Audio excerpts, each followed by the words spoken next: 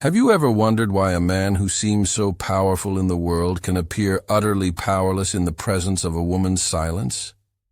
Beneath the surface of masculine bravado lies a labyrinth of hidden impulses, shadowed fears, and unspoken needs that most men will never dare confess. Carl Jung once wrote that what remains unconscious rules the life of an individual as fate. And within male desire there are forbidden truths, buried deep in the psyche that, when revealed, explain why attraction can feel like obsession, why distance feels like torment, and why feminine power often terrifies more than it comforts. The first forbidden truth is that male desire is rarely about the woman herself. It is about the man's unintegrated shadow. A man does not merely see a body, a face, or a voice. He sees in her the disowned fragments of his own soul. She becomes the projection screen for all he has denied within himself: tenderness, vulnerability, mystery, even his hunger for transcendence. Desire in this sense is not love, but recognition of what he has lost. When he longs for her, he is truly longing for the exiled parts of his own being.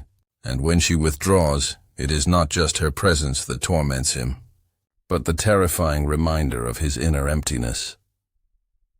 You may have noticed it. The way a man's eyes darken when he feels you slipping away. The way his voice grows harder when his ego senses he cannot possess what he desires. He is not angry at you. He is angry at the helplessness of facing his own soul. Jung understood this paradox.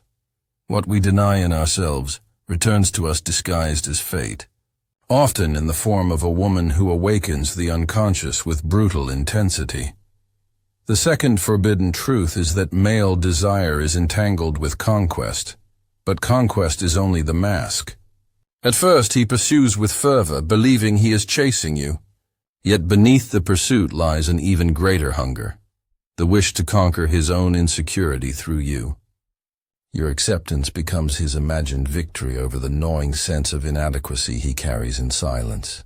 But here lies the danger. When a woman's attention is sought as medicine for a man's unhealed wounds, she becomes less of a partner and more of a drug. He does not love her for who she is, but for the way she temporarily silences his inner chaos. Like an addict, he craves not the woman, but the relief she represents. And what happens when you withdraw that relief? His shadow erupts. The very conquest that seemed to empower him now enslaves him.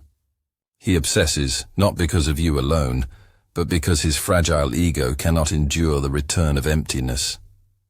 Seneca once wrote, "He who is everywhere is nowhere." The same is true of male desire. It scatters itself outward, searching for the woman who will quiet his storm, never realizing that the battlefield is within his own mind. The third forbidden truth is that silence terrifies a man more than anger ever could. Anger he understands. It is noise. It is reaction.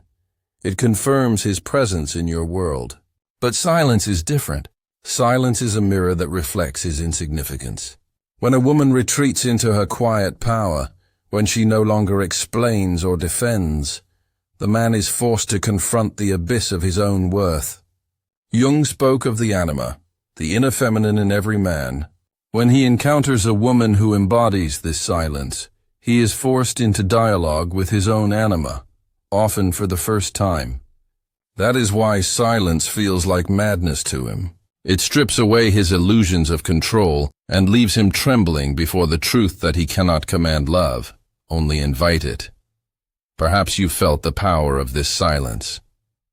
The way it unsettles him. The way he circles back, unable to release you, as if you carried the key to a locked chamber in his heart. But the key was never in your hands. It was always in his. Your silence simply reminded him of the prison he built by refusing to know himself. The fourth forbidden truth is that regret governs male memory of women more than gratitude does.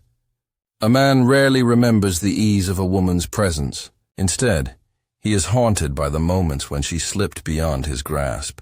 This regret becomes his private mythology, a story he retells to himself in solitude, reshaping you into both a wound and a muse. You become unforgettable not because you gave him everything, but because you left something incomplete. Incomplete experiences burn far deeper than fulfilled ones. Jung described this as the power of the archetype. The woman becomes more than herself. She becomes an eternal symbol. And the man, unable to release her image, circles the memory like a moth around flame. And the fifth forbidden truth? That male desire is not destroyed by rejection. It is amplified by it. Rejection threatens the masculine ego, and the ego thrives on resistance. Like a soldier denied victory, he grows obsessed with what he could not claim. To be rejected by a woman is not merely to lose her. It is to lose a piece of himself. And so he chases, he remembers, he obsesses. Not always because of love, but because his sense of self was wounded in the encounter. The more indifferent you are, the more vividly he paints you in his imagination. These forbidden truths reveal the paradox of male desire. What he pursues outwardly is often only the reflection of his inner hunger. And the woman who understands this ceases to feel powerless in love. She realizes that attraction is not submission, but a mirror game of shadows and light, of egos and projections. Beneath the surface of every relationship lies a quiet tension between the masculine ego and the feminine mystery. Men are taught to dominate, to move forward, to claim, to conquer. But when they encounter a woman who refuses to be conquered, who does not collapse under their attention, who does not beg for validation, the very foundations of their identity begin to tremble. Jung observed that what one resists in the psyche grows stronger in the unconscious, and in the case of male desire, what a man cannot control becomes the very thing that enslaves him. He cannot admit this aloud, for to confess it would dismantle the armor he has carefully built over years of social conditioning. He tells himself he is rational, independent, unaffected. Yet every time she withdraws into silence, every time she gazes at him without words, every time she shows that her world does not orbit his ego cracks a little more. That crack is both terrifying and magnetic. Terror because it reveals his vulnerability. Magnetism because it hints at a power beyond his own. This is why obsession often disguises itself as love. He believes he is in love with her, but in truth he is trapped by the unfamiliar sensation of being powerless. He is addicted to the battle between his control and her elusiveness. His desire is sharpened not by her compliance but by her refusal. The Stoics knew this paradox well. Marcus Aurelius wrote that a man is disturbed not by events themselves, but by the judgments he places upon them. When a woman detaches, the event is simple. She has withdrawn. But the man interprets it as devastation, betrayal, even humiliation, and so his obsession deepens, not because she has done more, but because he has created a storm of meaning around her absence.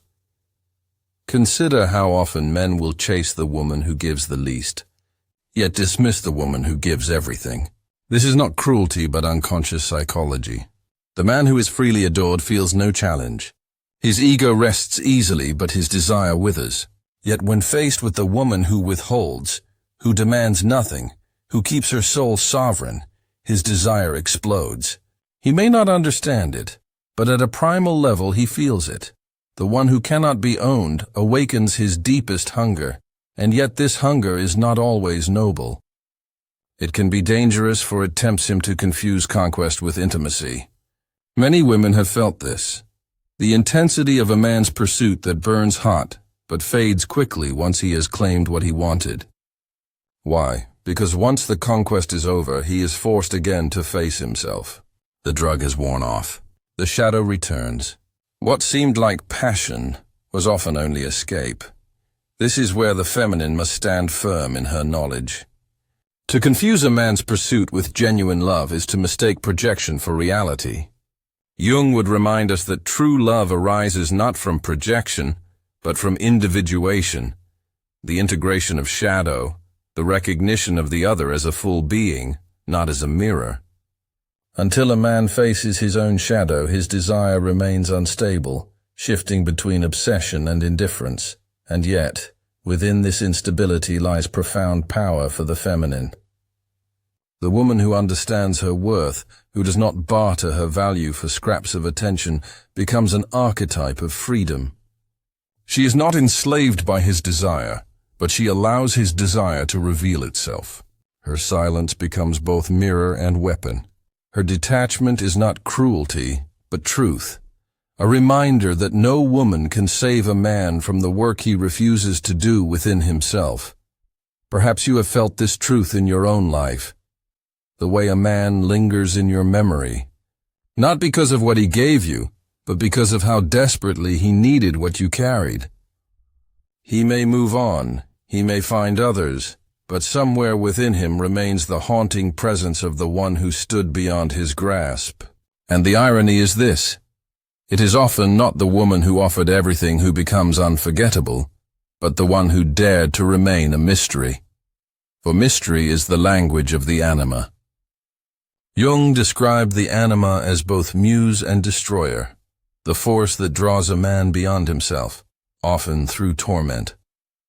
The woman who embodies this archetype need not perform or pursue. She simply is. Her presence alone compels the man into confrontation with his unconscious. Whether he integrates or resists is his path, not hers. And here lies the hidden liberation. When a woman realizes that male desire is not about her but about his unhealed shadow, she is freed from the burden of responsibility. She is not the savior of his psyche. She is not required to soften his wounds or carry his unmet needs. She can choose instead to remain sovereign, to embody her power without apology, and to let him wrestle with the demons that belong to him. Desire is not gentle. It is turbulent, a storm rising from the unconscious where reason holds no sway. The man who appears composed in the marketplace, articulate in the boardroom, or stoic among his peers, can find himself undone in the presence of a woman who does not bend to his will. For here, the masculine ego is stripped of its armor, and the carefully cultivated illusion of control begins to fracture. Jung wrote that every man carries within him the seeds of his own undoing, and it is often the feminine that awakens those seeds into flame. When a man is confronted by a woman who knows her worth, who does not barter herself for his attention, he feels something both intoxicating and unbearable, the collapse of his dominance. In that collapse, a deep truth emerges. His desire was never about her body alone, but about his longing to touch a part of his soul he has long denied. She represents the possibility of wholeness, but also the terror of exposure. To desire her is to face himself, and for many men, that is the most forbidden act of all. And yet, he cannot stop circling her. Just as the moth burns for the flame that will destroy it, the man finds himself compelled by the very mystery that unsettles him. He senses her silence as judgment, her detachment as superiority, her freedom as threat. But beneath these projections lies something more fragile.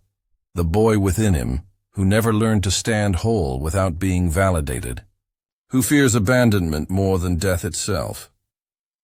Here psychology meets poetry. For when a man longs for a woman who will not yield, he is longing for the mother who was distant, the father who never saw him, the self he abandoned to survive. His desire is not new. It is ancient, carried across decades of repression. You may believe he wants you alone, but what he wants is to reclaim what he lost long before you arrived. And this truth, though heavy, frees the feminine. She is not responsible for the storms that rage inside him. Still, his pursuit can be relentless. Obsession, once ignited, does not fade quietly. It lingers, it festers, it consumes. His mind replays every gesture, every word, every glance, seeking meaning where none was given. He wonders if your silence was punishment, if your laughter was coded, if your indifference was love in disguise.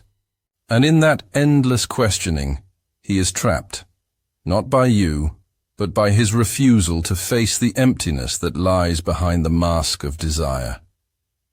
This is why a man often chases most when he is already lost. Rejection does not weaken his desire. It magnifies it. It pierces the ego, and the ego cannot accept defeat. Epictetus warned that freedom comes only when one learns to distinguish between what is within control and what is not. But the average man does not practice such discipline. He clings, he obsesses, he attempts to rewrite fate with desperate gestures, forgetting that no amount of pursuit can substitute for inner work. For the woman, the danger lies in mistaking this intensity for devotion. Many confuse the flames of obsession with the warmth of love, only to find themselves consumed and discarded once the ego has regained balance. Passion can be real, but without shadow integration it cannot last. Jung understood that true union requires both to confront their inner darkness, not project it onto each other. Without this, desire becomes a cycle of pursuit, conquest, disappointment, and regret. And regret, for the masculine psyche, is its own prison.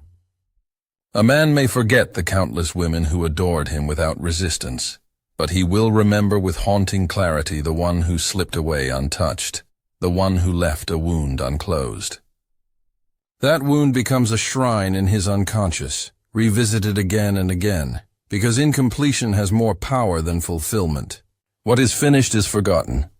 What is denied becomes eternal. Perhaps you have seen this play out in silence, the messages unanswered, the restless attempts to reclaim your attention, the years that pass and yet his memory of you remains raw, unhealed. It is not your body he remembers, but the mirror you held before him, the truth you forced him to glimpse. You reminded him of his fragility, and that reminder lingers longer than any physical touch ever could. To recognize these patterns is to claim power. For the feminine who knows, who sees the psychology beneath the performance, becomes untouchable. She no longer falls for illusions of grandeur or the fever of obsession disguised as love.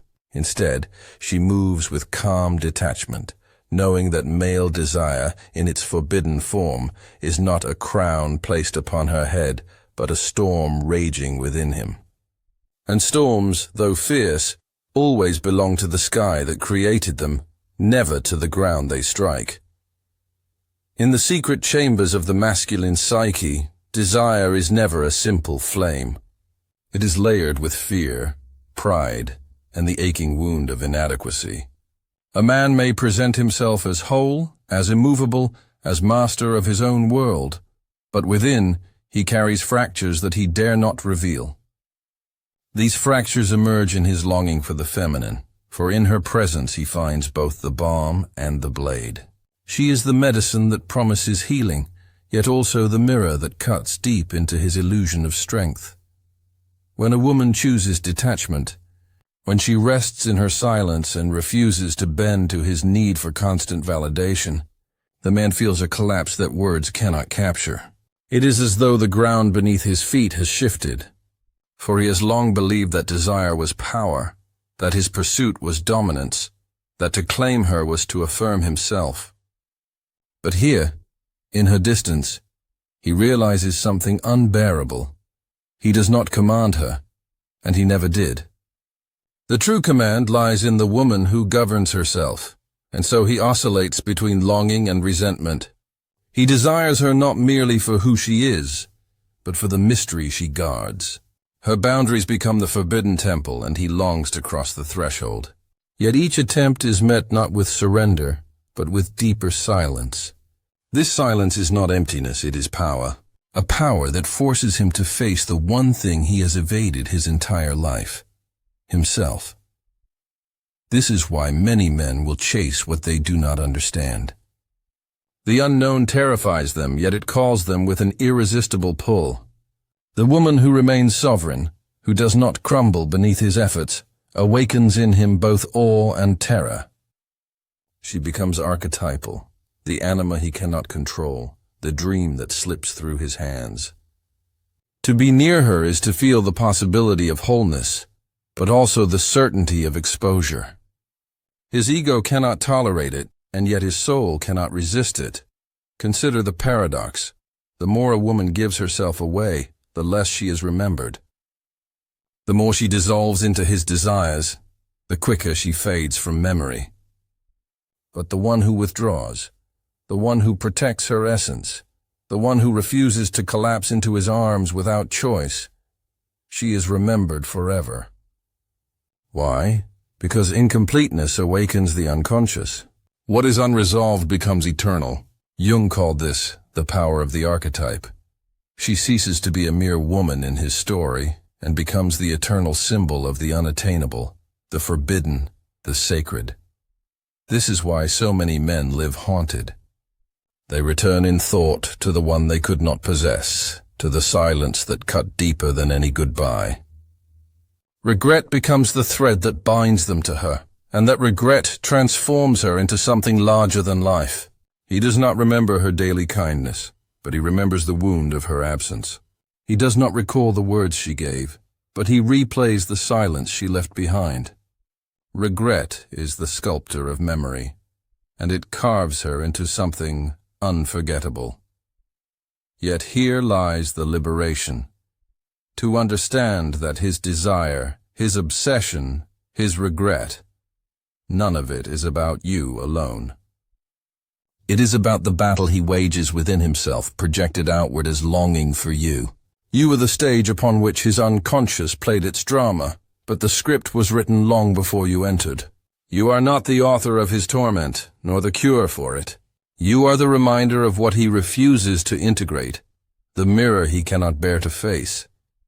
And so, the empowered feminine must resist the temptation to become his healer. To mistake his obsession for destiny is to bind yourself to his wounds. Healing cannot be borrowed. A man must walk into the cavern of his own psyche, confront his shadows, and claim his fragmented self.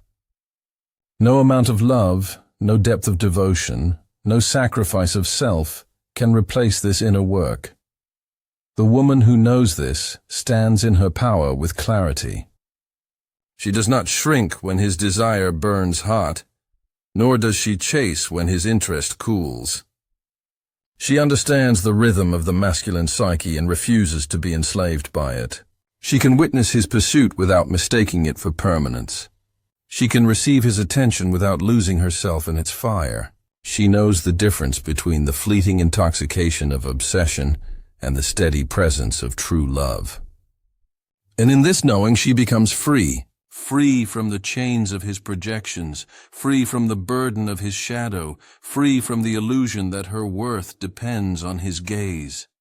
She becomes the sovereign archetype, the woman who chooses, not the woman who waits to be chosen. And in that sovereignty lies the deepest power. For it is not the woman who chases who shapes destiny, but the woman who stands rooted in her silence, forcing the man to see himself in the mirror of her detachment. Desire, when stripped bare of illusions, reveals itself as a mirror of human fragility. The man who chases relentlessly, who obsesses long after the woman has withdrawn, is not possessed by love alone. He is possessed by the shadow, his unacknowledged fears, his hidden shame, the unbearable truth that he is not complete within himself. The feminine, in her silence and distance, awakens this shadow like no one else can. For she does not soothe it, she does not mask it, she does not make excuses for it. She forces him to face it. And here is where the forbidden nature of male desire is most clearly seen. What he calls love is often a desperate longing for self-forgiveness. What he names attraction is frequently an attempt to conquer the shame he has buried. What he interprets as rejection is in fact his own lack of integration. A woman's silence does not wound him. It is his own unhealed emptiness that bleeds in the presence of her detachment. Jung once said that until we make the unconscious conscious, it will direct our lives and we will call it fate. For many men, women become the face of this fate. She is the one who rejected him, the one who left him, the one who made him feel powerless. Yet the truth is harsher. She merely revealed what was already there. She exposed the fractures he refused to heal. And so, His obsession with her is not about her essence, but about escaping the work of facing himself. How often do men cling to memories of the woman who walked away? How often do they return in thought to the one who slipped beyond their reach? This haunting does not happen because she was perfect, nor because their bond was unbreakable. It happens because incompletion is more powerful than fulfillment. The psyche cannot release what remains unresolved. Her silence becomes an eternal echo in his mind, her absence a permanent wound. And so, he mythologizes her, turning her into both muse and tormentor, not realizing that he worships his own shadow disguised in her form. For the woman who sees this, empowerment is born. She no longer feels the need to question her worth when a man obsesses, nor does she mistake his intensity for devotion. She sees clearly that his desire belongs to him, shaped by his inner chaos, and she is not responsible for carrying it. She may evoke it, but she does not own it. She may awaken it, but she is not bound to soothe it, and this knowledge shifts everything. The feminine who recognizes projection is freed from the chains of male longing. She no longer bends under the weight of his need to conquer. She does not apologize for her silence, nor does she explain her detachment. She stands firmly within her own value, knowing that the man who is truly capable of love will not seek to dissolve her sovereignty, but to honor it. This is the difference between obsession and union. Obsession devours. Union respects. Obsession projects. Union sees. Obsession fears silence. Union embraces it. A man who has not confronted his shadow cannot sustain true union, for he will forever be haunted by the parts of himself he denies. But a man who has integrated, who has walked through the darkness of his own psyche, can meet a woman not as a mirror to fix him, but as a soul to walk beside him. The empowered woman does not wait for such a man, nor does she chase him. She simply lives in her fullness, in her mystery, in her silence, and in doing so she naturally filters the men around her. The unhealed will be unsettled, threatened, or obsessed. The healed will recognize her sovereignty and cherish it. This is the natural sorting of souls, without force, without strategy, without games. To rest in this truth is to rest in freedom. The woman no longer fears being forgotten, for she understands that the unforgettable does not come from giving everything, but from withholding what must remain sacred. She no longer fears rejection, for she sees that rejection says nothing of her worth, only of his readiness. She no longer fears silence, for she has learned that silence is the deepest language of power, and so the cycle completes itself. What was once torment becomes clarity. What was once confusion becomes wisdom. The woman who has walked through the illusions of male desire emerges sovereign, untouchable, and unbound. She understands that love is not proven in obsession, nor secured in conquest, but revealed in the rare man who has faced himself deeply enough to love without projection.